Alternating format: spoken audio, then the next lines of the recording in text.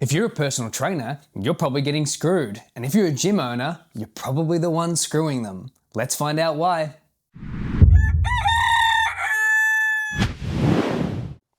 So team, I am so livid at this constant issue that's been brought up a lot for some of the clients I've been helping who are personal trainers. People don't quite understand how screwed personal trainers are from the very start. Okay, so I'm gonna tell you why, give you some education around the topic, and then I'm gonna try to give you some solutions to what you can do to make sure you get out of these traps. And also for gym owners, if you're listening to this, here's some great ideas to not screw over your PTs so you don't have huge amount of clients but no PTs to service them. Okay, so first things first, we've talked about this all the time. There are three types of gyms. There are big box gyms, there are semi-specialist gyms, and there's ultra specialism gyms. A good example of a big box is something like a Anytime Fitness or a Planet Fitness or a World's Gym that has huge amounts of clients. The gimmick there is that most of the PTs aren't the best trained, or they don't have a niche themselves. They're generic for the public. That's awesome. You get access to a lot of people, but your programming might not necessarily improve too much because the other coaches around you might not be that good. Now, there are exceptions to that. Quite often you'll see a pro bodybuilder or you'll see someone who has excelled in a field in those spaces, but they usually are an athlete of some description, okay? Is seen, just not that common. Second, again, this is just for some context, second type of gym is a semi-specialist, so think of like a CrossFit gym, a jiu-jitsu gym, a kettlebell gym, whatever. A space where they have a strict thing that they're trying to do that's maybe a bit more global. So CrossFit's a good example, functional training's a good example. The cost is a little higher than a traditional gym. There's less clients, but they're usually more happy to pay for services because the coaches in that space are high accredited. As in they either have some sort of specialism, like they have a CrossFit certificate, they might be an athlete themselves, they might be a jiu-jitsu athlete themselves, so they have other accreditations that allow them to train at higher levels. And then we have the super specific gyms, which is like the 1% of the 1%. Most of these gyms are occupied by exercise physiologists, by world champions, by hyper niche kind of groups. Very, very difficult to get into. Huge price tag, and there's usually almost no trainers. There's like one or two, but they are the creme de la creme and the best of the best. As a PT, your job is to see where you sit and which gym you can get into. Most people starting at big box, then going to semi-specialism, then going to specialism. So just keep that in mind. I'll quickly write it down. Big box, semi-special, and then special. So that's for some context. That's the kind of options that a PT has. Now, here's where you get screwed. So, keep in mind that a course for PT is a couple grand, usually, unless you can get a really, really cheap one. You do about 6 to 12 months on the high end, some are even shorter than that, and you are released into the world with very little skills. You might have a basic understanding of coaching and a basic understanding of marketing, a basic understanding of program design. Hopefully you train yourself so you know kind of what works and what doesn't, but more or less you are the bottom of the run. You are the joke amongst allied health professionals because no one refers to you because you are the bottom of the bottom. You have no skill sets. That's you, or that's a beginner, okay? So most beginners need a space to learn and to progress to get their stuff up to snuff. I always say that this whole industry should treat PTs like apprenticeships. That way you get better accredited PTs and the PT has time to learn and grow, make their mistakes and improve. But whatever. So most PTs will go to big box gyms to start, okay? It's the safest bet. It's probably where they did their placement. Now, here's the interesting facts about big box gyms. Most big box gyms will run off a rent model. Okay, there are two types of models. There's rent models and there's percentage models. Percent models are not seen as often. Rent models are seen very regularly. And the rent model is one of the reasons your clients, or should I say your PTs are getting screwed, and why big box gyms can't hold PTs for very long. The turnover rate of PT is insane. I hear different stats every day. No idea which one's true. I've heard it as high as 90%, but there's no supporting evidence on my end about that, so keep that in mind. But you walk into most big box gyms, and I've done this as an experiment recently, as well as some of my clients who are PTs have gone into big box gyms recently. And through those testings, we've went to 4 different types of gyms, and at the highest end, the big box gym would charge $350 a week, and the lower end would $220 a week. Now, the $220 a week gym was very low end, so there's not a huge amount of clients, versus the high end gym, the bigger $350 a week gym had a huge client base. But just keep that in mind, the highest was 350 and the lowest was 220. That's all well and good. However, when you're starting off as a PT, you don't have any skills, you don't have any clients, and you don't know how to price, you don't know anything. In our industry, we're very competitive. We try to outdo each other instead of help each other. There's a saying, high tides raise all boats. That's not a thing in PT for some reason. Now, I can already hear the comments that, oh no, my gym's bloody awesome. Good for you. This is a general conversation, and what we've seen collectively is usually we're quite competitive against each other. Now, if I sign up to one of these gyms, firstly, most of these gyms had a signing bonus. So not for you, but for them. So they get a sign bonus. Kind of consider it like a down payment on a house, or like a bond on a rental. So if something goes wrong, they're gonna take your cash. That range between $500 and $1,000 is roughly where it was. Okay, so as I've just graduated, I need to front $500 to $1,000. Might be reasonable. Now, for each of these gyms, they each shared the same 8-week grace period, where the first 2 weeks is free, then 2 to 4 weeks is 25%, 50% for 4 to 6 weeks, and 6 to 8% for 75% for 6 to 8 weeks. And then after the 8-week point, this rent model is full. You are being charged the full amount that they've asked. Okay, so why PT struggle so much is because without any income and without any guarantee, at the point where they are the most anxious about this career, they are now in the hole for an amount of money. Now, I've written on the sides here, off a 44-week year, because 8 of our weeks have been reduced, we're just gonna call all 8 weeks free. If I was to sign up to the $350 a week gym, I would be expected to give $15,400 to them. For a $300 a week gym, $13,200. For a $250 a week gym, $11,000, and for a $220 a week gym, $9,680, roughly. Okay, so that's a huge impact on your PT journey, particularly because remember, your first year, you are absolutely reliant on the coaches around you. You've got no skill sets, and you're hoping to make anywhere between $18,000 and $45,000 would be reasonable ask for you. Now, here's something you need to remember. You need to pay your own super. Hey team, if you're liking this content, what I need you to do is follow us, support us, leave comments. We're here to help programmers be better at programming, make coaches and PTs the best of the best that we can, and it starts with programming and it starts with you. Share, like, subscribe. So any amount of money you get in, you're needing to pay the super on it. Okay, so most supers in Australia is about 12%. Okay, so of your yearly income, you need to pay about 12%. Remember that you're gonna get taxed off the amount of income you make, and it gets taxed off the total sum, not the amount that you're gonna get paid after the reduction in the rent model. So if I'm making $45,000 a year and I have to pay 10 grand or 11 grand or whatever, I'm $35,000 in the year made, but my super remembers that it's 45 grand of the year.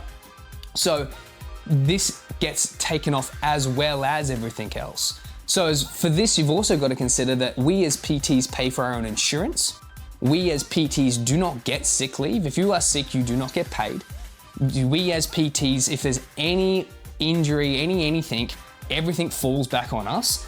We have to pay for all our own marketing, more or less. The big box gyms do help you, but you need the skill set to be able to attract people. So you have to have a continued education in the field to understand that you must be able to accrue clients. You must be able to write programs that don't injure your clients and give them positive experiences. You need to be able to write and run group classes. Then you need to be able to do your books, your insurances, your legal, your business running and everything else, okay? Factor that in.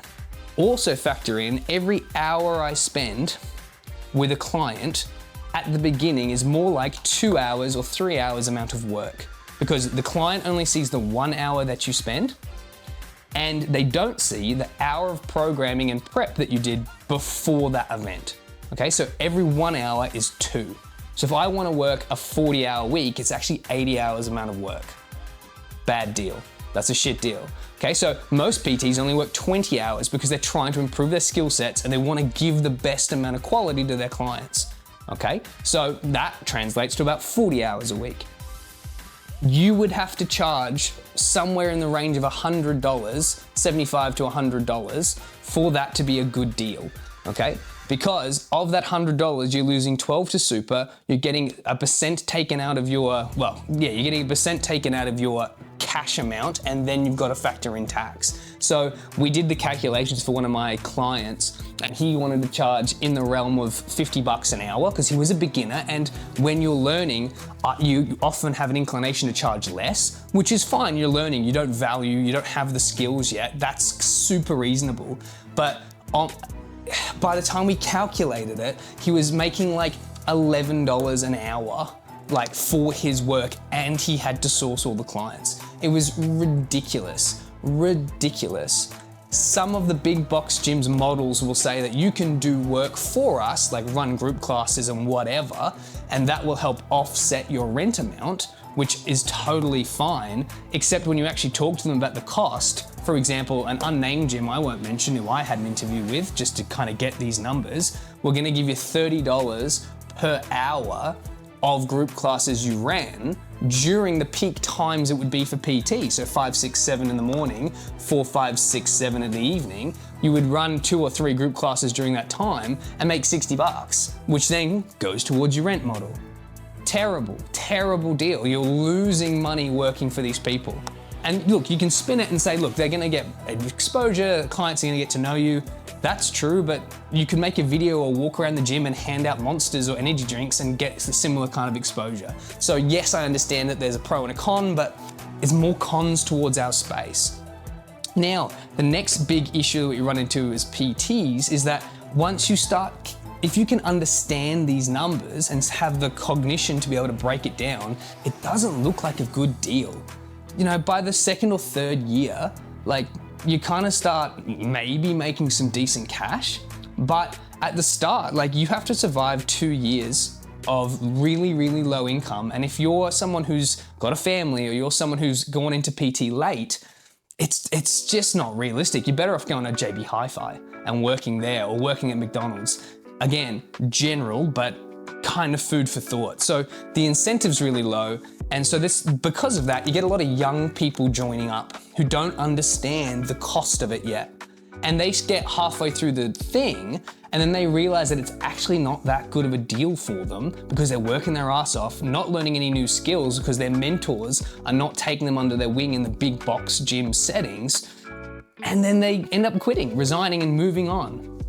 The clients, the PTs who are absolutely exceptional and end up using the rent model to kill and make a ton of cash, which I have seen and they do exist, they were gonna kill it anyway.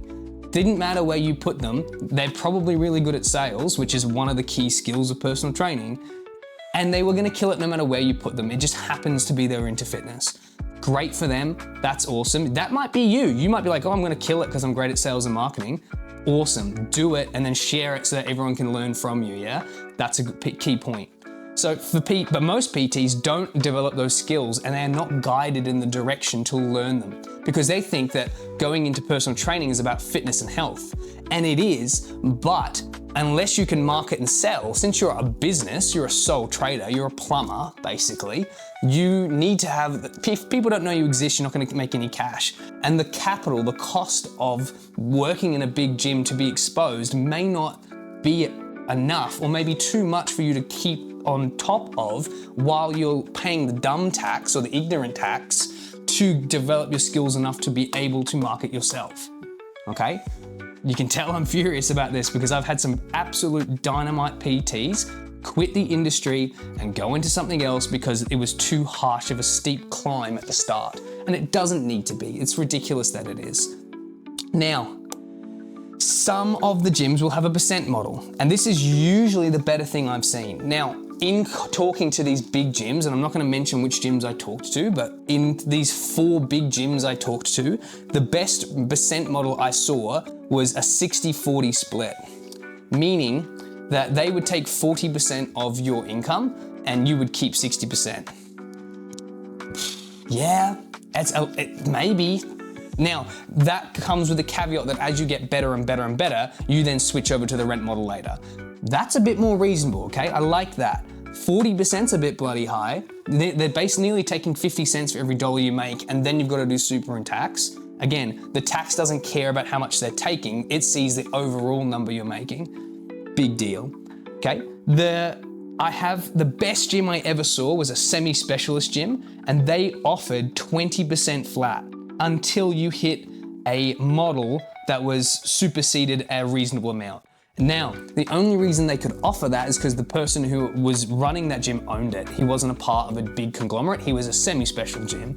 And because of that, he could do whatever the hell he wanted. And that's absolutely dynamite, and that is a fantastic way to motivate PTs. So my advice to you PTs is find mentors or semi-specialist gyms who will allow this. Unfortunately, they're really, really hard to find.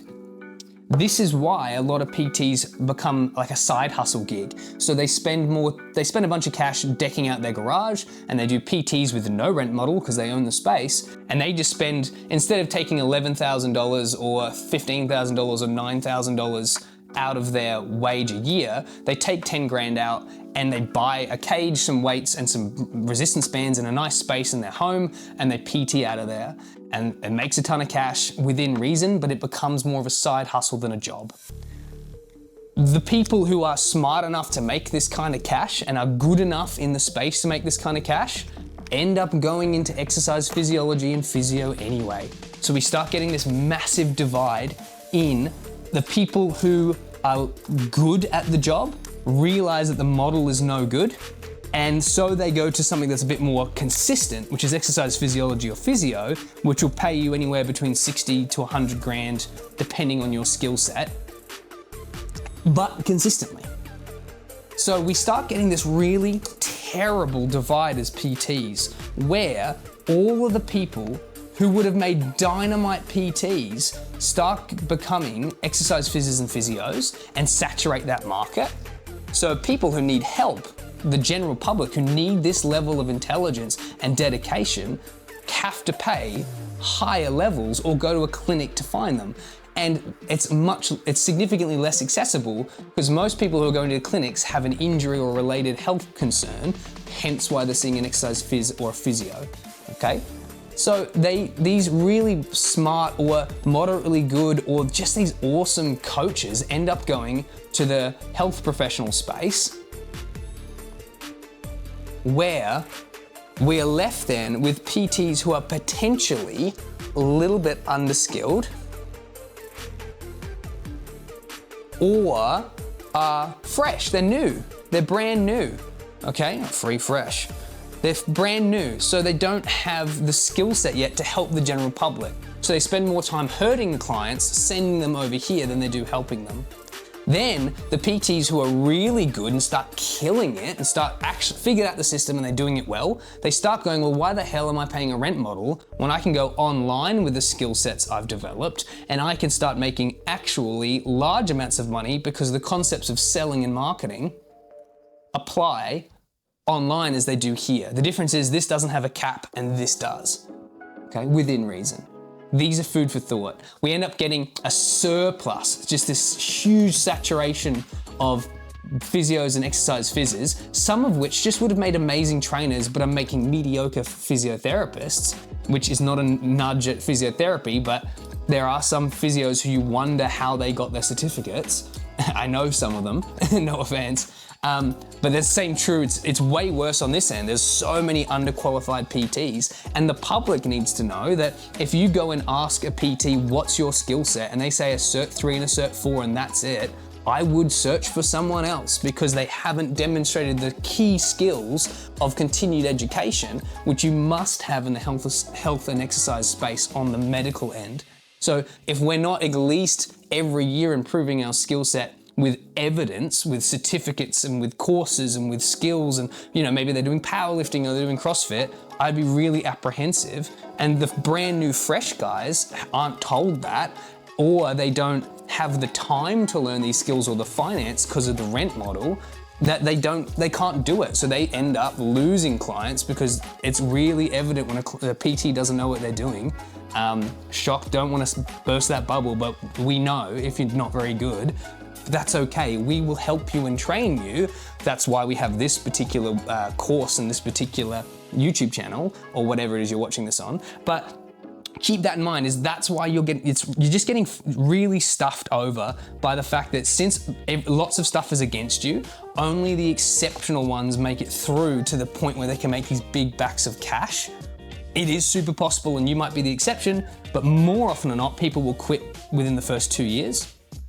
Same as people in small businesses. Who would have thought, since PT is a small business, similar to a plumber, you're a sole trader, yeah, most people will quit. That is what it is. Now, that's all the sad things around you as a PT. And now I'm gonna get a little cross at gym owners, okay? So PTs, it's not necessarily your fault. It certainly is if you're not trying to continue your education. And I have no issues with you jumping into the health professional space if you're trying to better your life. This is a job after all. You just happen to be in the job of services or you're trying to help people. So if you're trying to help people, you damn better be good at it. And you better be trying to be good at it every single day. I would hate to have a nurse who's done a 3-month course and just there for the cash. Like if you don't actually want to help people as a PT, then don't do it.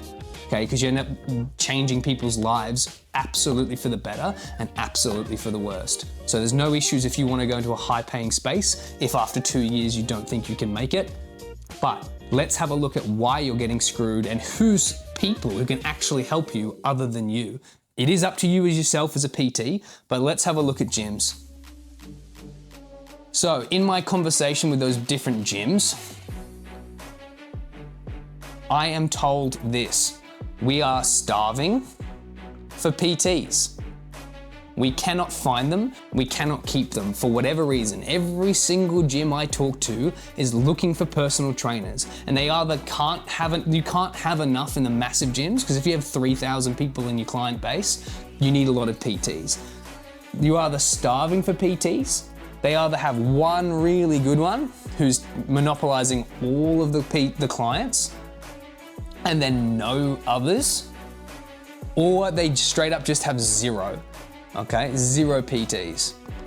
And when I asked these guys, I said, okay, well, why do you have no PTs? And they're like, oh, we don't know, people just don't seem to last, they don't seem to get after it enough, they don't seem to hustle, or they don't want it enough is a big one I hear. Okay. I then say, what's more important to you? That your clients have services that like PTs, to improve their quality at the gym, or you make money off the PT. And they always say, of course, it's the whole idea is to help clients. Absolutely it is. We're only making, $400 or $300 or $200 a week off the PT anyway. It's not, in the scope of this gym, it doesn't make much, it's a drop in an ocean. It really doesn't matter. I'm like, okay, well, here's a thought. If you offer a percent model of 20%, to us and to the guys I've sent in or whoever, we will stick around, because if we have a bad week, we don't end up paying that much. But if we have a really good week, you make a ton. Okay. Nah, because it will always at the start for the first year or two be less than the $250 a week or $350 a week that we charge. And then the question then becomes, well, didn't you just say it's more important to help clients than make this almost unnotable amount of cash? Yeah, but we also still want to incentivize the PTs to work hard. Well, they're already incentivized. They're trying to make money to support their families. It's a pretty good incentive. So another excuse I hear is, we don't have control over the percent model. Okay, well, who does? The gym owner.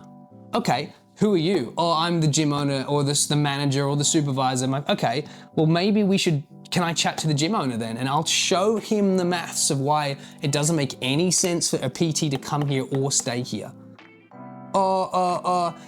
It doesn't matter, team. My point is that if you're a gym owner, you need to understand this concept of PTs get screwed from the gate. It's a joke of a course, unfortunately, for a lot of the spaces, not all the spaces, but a lot of the spaces care about quick turnover than they do quality.